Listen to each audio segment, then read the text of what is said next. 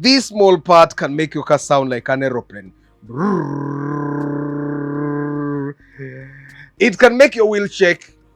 It can make your tires wear unevenly. It can make the ABS light come back on. And if ignored, it can become very dangerous. Today we're asking a very important question. What kills wheel hubs in Uganda? And no, it's not always because the part is fake. No, it's sometimes the road is the killer. Sometimes the driver is the killer. Sometimes the conditions where you drive the car is the killer. Sometimes it's the installation process that is the killer. This is this, but with these added parts. Your shock absorber will lock here. Now, I want you to listen to something. You feel that sound? That's a hub that is tired. Now, imagine that sound on a car. The tire is there. The weight of the car is there. Imagine it on the Entebbe Express. So the real question is, what kills hubs in Uganda? We break it down, helping every driver in the town. For the love. Welcome to For the Love of Cars. Now today we are talking about wheel hubs and bearings. The bearing is in here. Now, you see this hub here, when it's okay, you feel nothing. It almost like doesn't exist. But when it starts dying, that's when you feel the impact.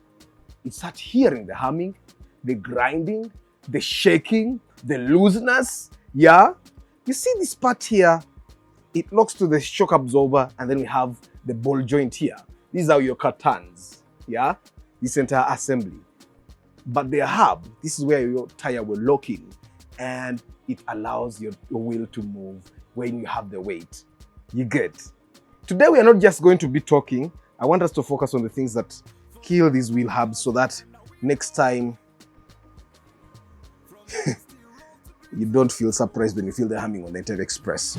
The number one killer, this is a rim, and of course this is the hub, and this is not a very ideal show off, but this is ideal.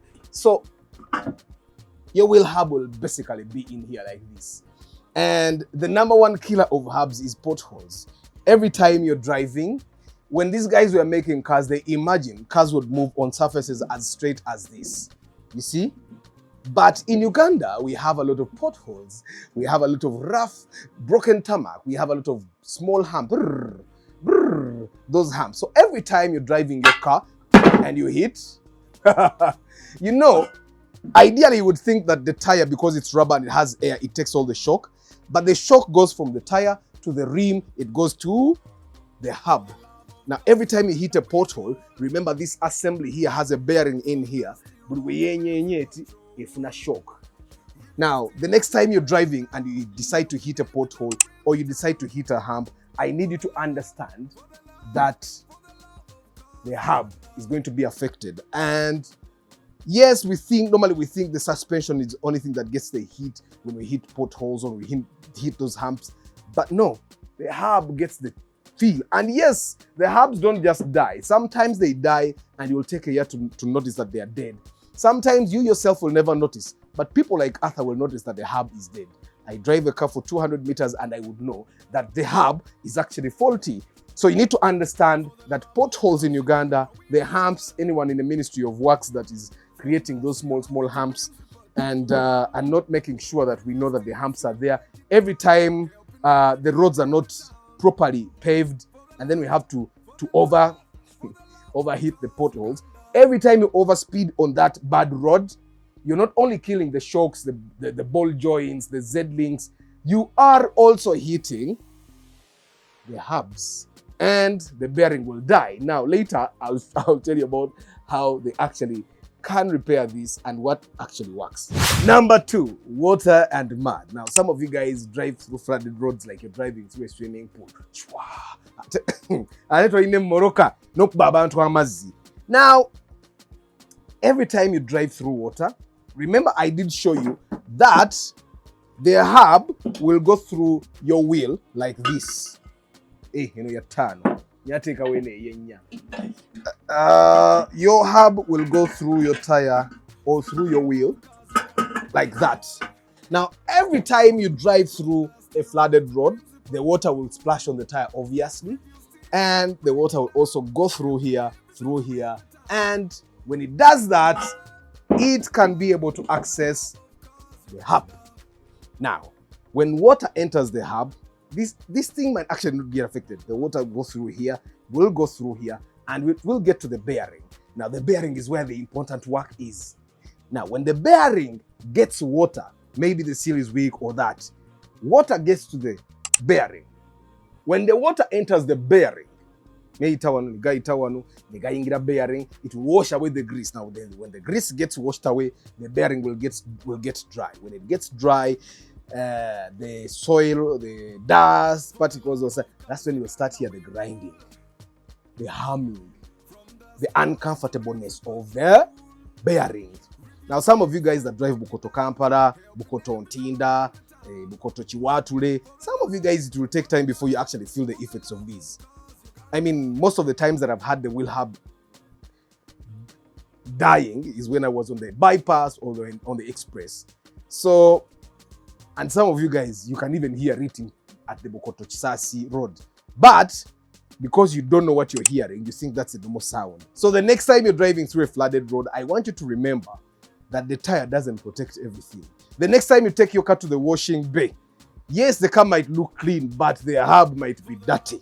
When the hub is dirty, the hub dies. Next time you drive through a flooded road, I want you to remember that the hub will die. Number 3, overloading.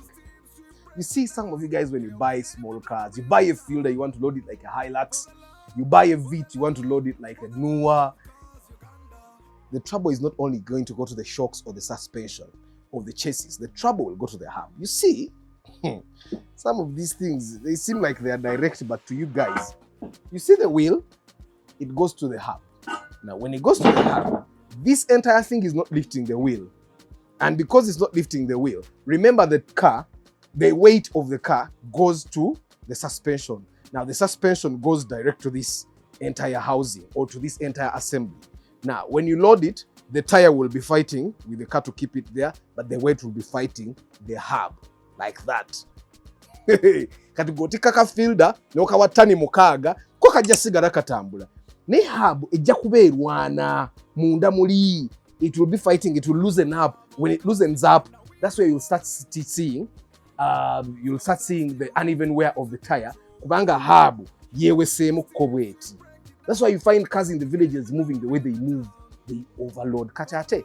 Did overloading or jigateko the effect of the bad roads, the water in the hub. Number four, bad installation. You see, when your hub dies, one of the ways they repair the hub is by putting a bearing in here. They take the hub, they take out the bad bearing, and they put in a new bearing. It can die from there. And that's the biggest reason why you repair a hub now and next week the hub is dead again.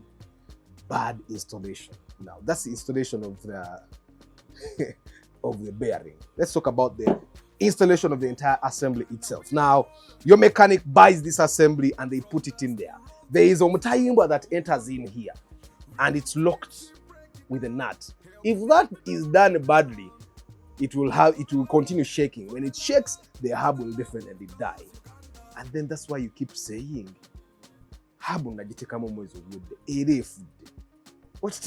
sometimes if data tools are used to put back, or if the dust enters at the point of installation.